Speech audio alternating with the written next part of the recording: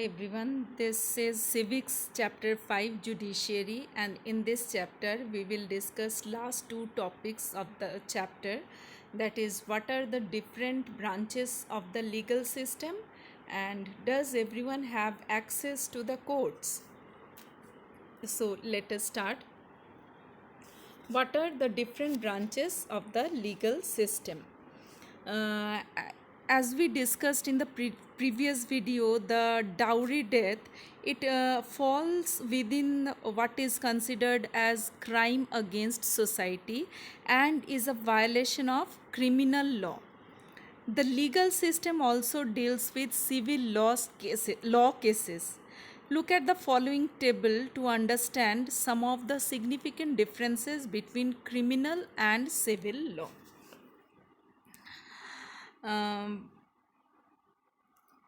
Civil law deals with any harm or injury to rights of individuals, for example, disputes relating to sale of land, purchase of goods, rent matters, divorce cases, etc.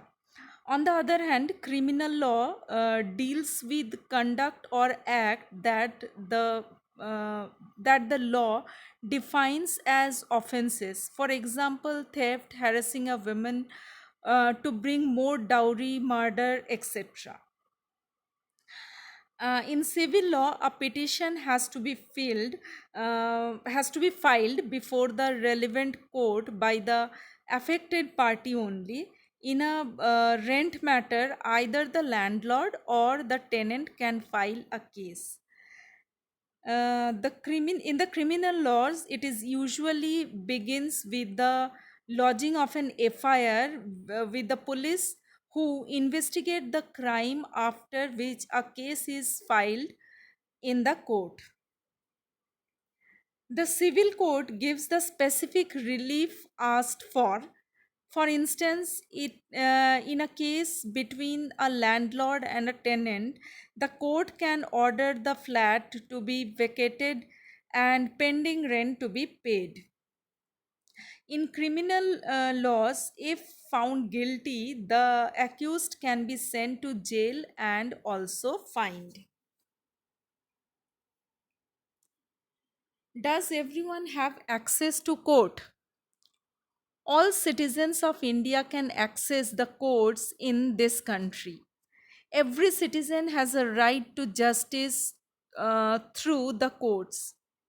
The courts play a very significant role in protecting our fundamental rights.